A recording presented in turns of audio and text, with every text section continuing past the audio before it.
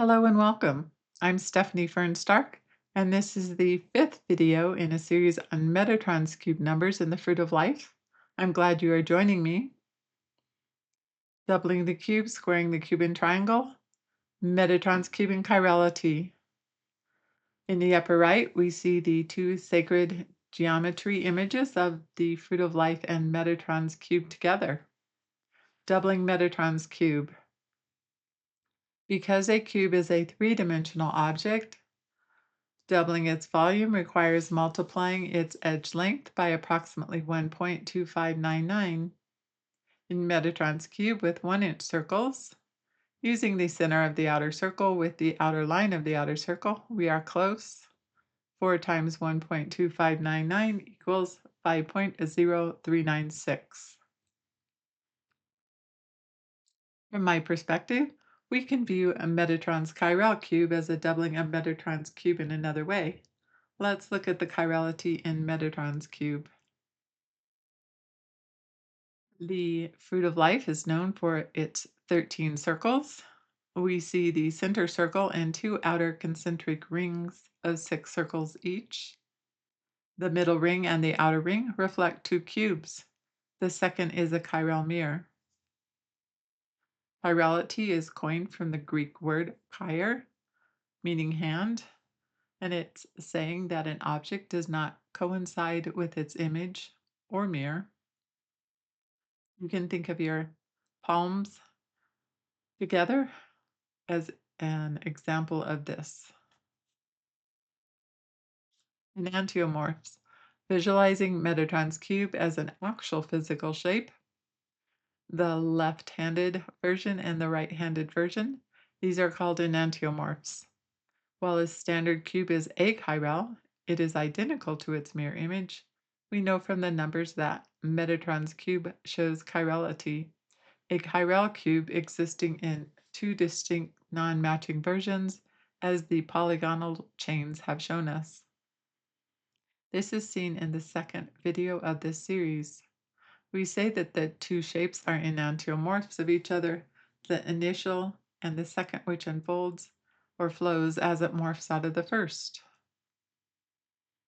Shifting from a 2D into a 3D perspective is helpful, while having both perspectives enhance the overall information received.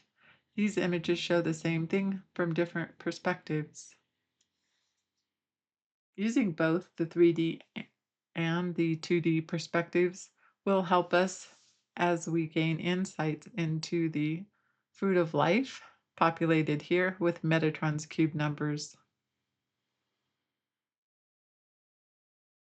The duplicate 3s and 6s in the center circle are reflecting chirality. Each half of a cube will utilize that center circle as a nodal point to complete its half of a cube in the 2D view. When we are in a 3D view, we assign the corner nodal points numbers. So we have our 1 and our 2, 3 and 4 on one side, and our 5, 6, 7, and 8 on the other side, and our 9 point is in the middle. If there was not a cube at all there, that 9 point would be our 0 point. We were just looking at a low to high number sequence, the 1, 2, 3, 4, opposite side being 5, 6, 7, and 8. And going clockwise, we might expect that 5 would have been on the bottom. It had flipped or shifted to continue that low to high number sequence on the opposite side of the cube. That flip or shift is used in various ways in both the Fruit of Life as well as the matrices that Metatron's cube is utilizing. We see that low to high number sequence here. We see the 1, 2, 3, 4, the opposite side being a 5, 6, 7, and 8 for a complete cube. And as mentioned earlier, we went into that center point or center circle for each half of the cube. The chiral cube does the same thing. The alternating ring of 3s and 6s that you see is one of the times that the flipped 5 is used in by the fruit of life. It helps make that number pattern possible.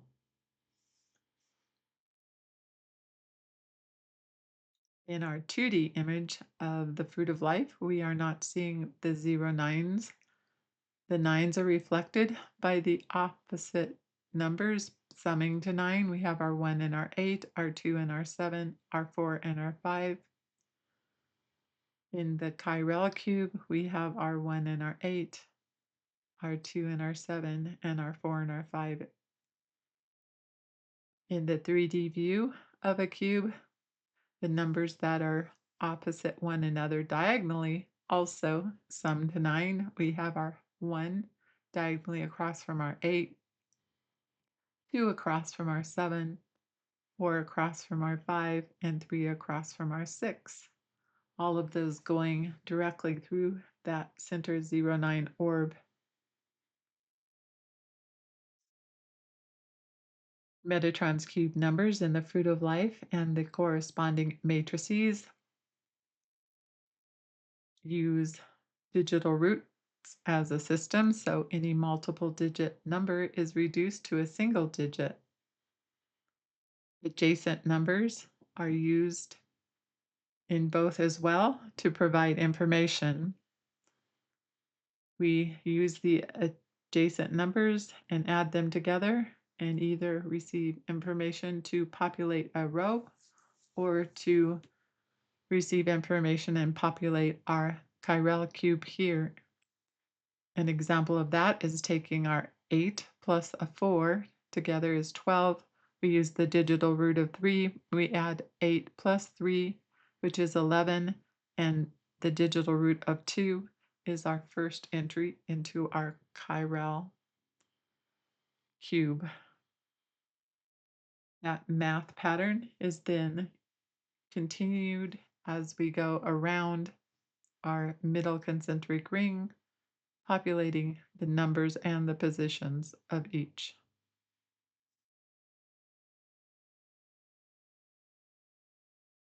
Metatron's cube matrices is also reflecting a cube and a chiral cube. We have a grid of 9 rows at the top and an additional 9 rows at the bottom. The bottom is the chiral. We have 9 columns that are used for both. In order to receive our entries for this, as mentioned, we add adjacent numbers such as 1 plus 2, and we enter 3. 2 plus 3 equals 5. We enter the 5, going down the row to finish that row, and then go to the following rows all the way through the 18th row. At the end of the row, we just wrap around and use the first number in the row to be adjacent to our last number. So 9 plus 1 gives us 10, and we enter the digital root of 1 under the 9. I have highlighted 3 different color sequences showing number patterns. Our green hues are reflecting rows 1, 4, and 7 with an alternating odd and even number pattern. Rows 2, 5, and 8 are reflecting a number pattern where all the odd numbers have grouped together and all the even numbers grouped together, and that's shown in a purple or violet hue. For rows 3, 6, and 9, we have the blue hues showing us pairings of numbers that are odd or even and alternating. The chiral, of course, is a mirrored reflection of row per row, the top cube.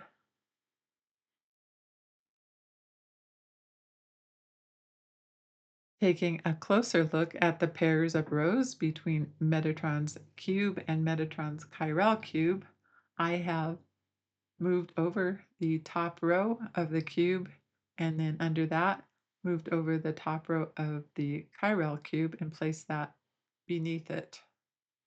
I left a gap or a space, and the following pairs are the rows between the chiral and the main cube as well, just like the first one was. The numbers that sum to 9 have been joined up here, one on top of another, and we see our 9s are matching up.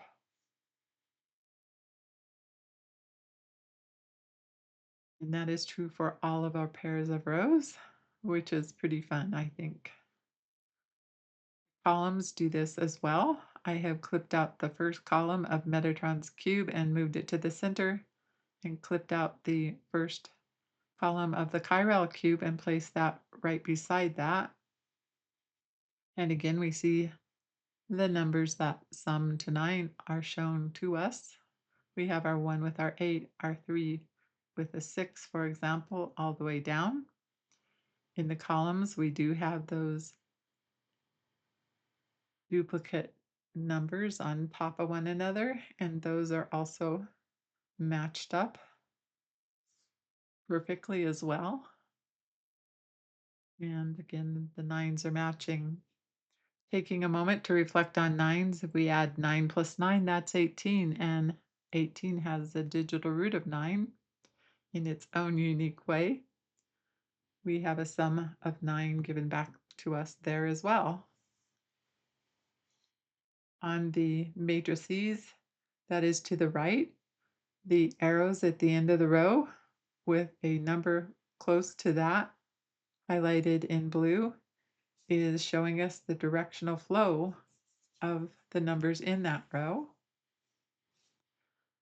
Moving back over to the pairs of numbers and rows on the left, we see that there is typically one number on each end of the pair highlighted. That lets us know that we have one row going in one direction and the other row going in the alternate direction. This is true for all of the pairs except for in the fifth rows, which I have starred. They are both going left to right. I will bring our attention back to that low to high number sequence where the 5 has flipped or shifted. As I mentioned, it was reflected in different ways as we go along our journey with Metatron's cube numbers and matrices. This is one of those.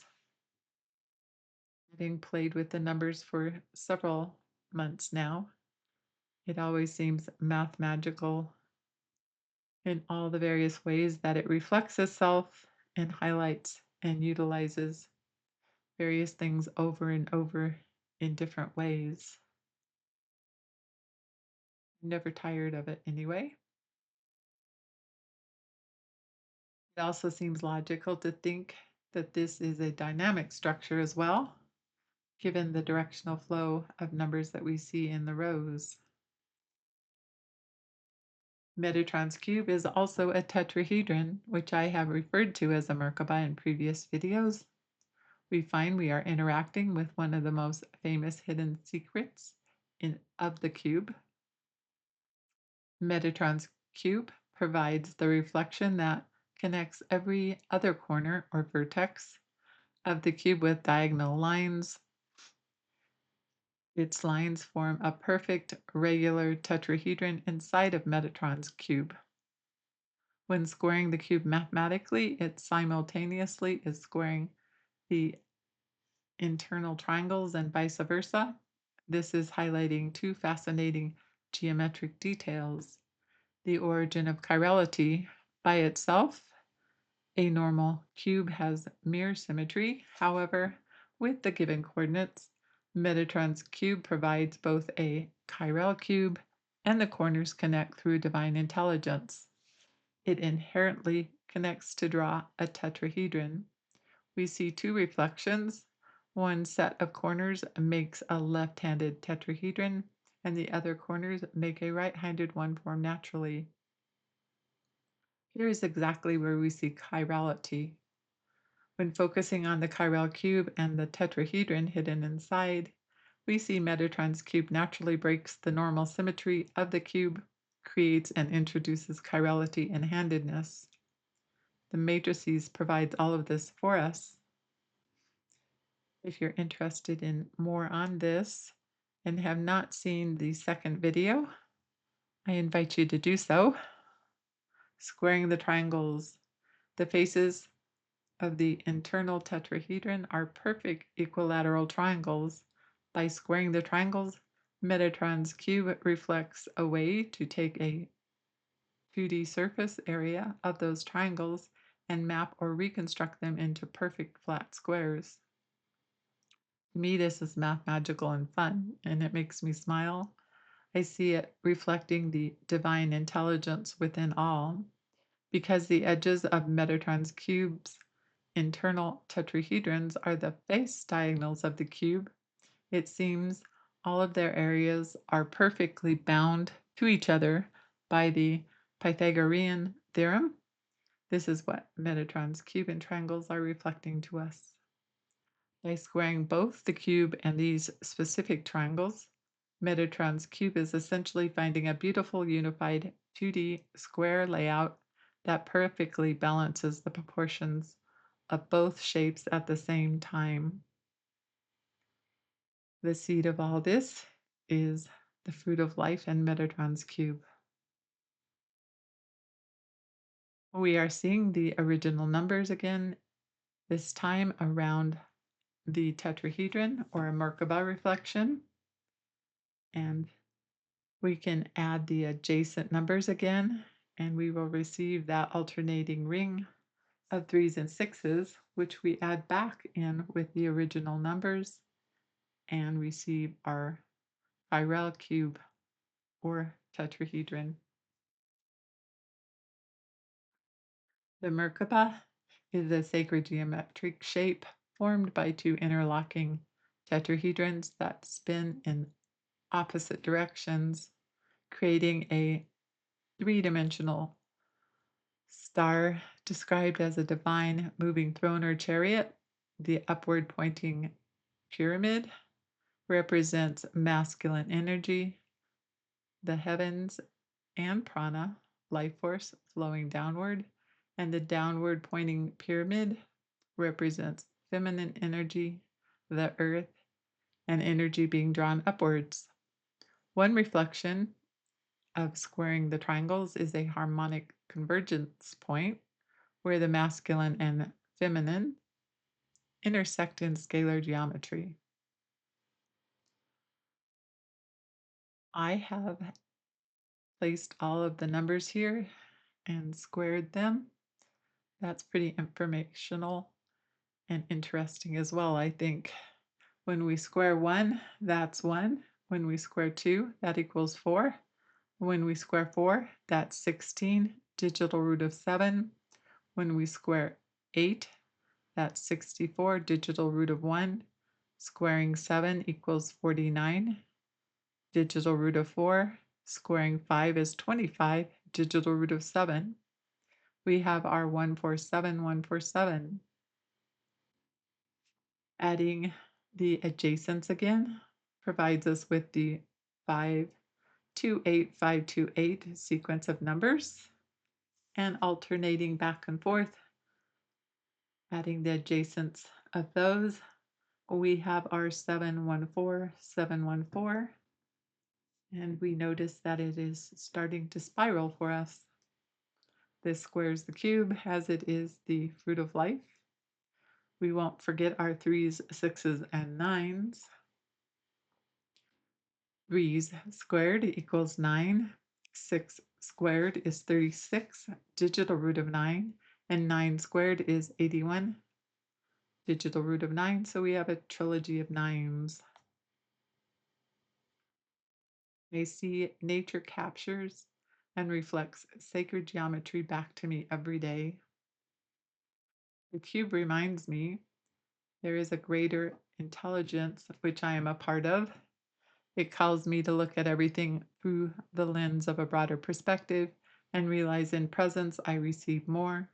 It provides me another knowing that all is well. Just as I know when I think of our planets orbiting in ease, I see unity. I appreciate various insights and perspectives, and I appreciate you, my friend. Have fun. Thank you for watching.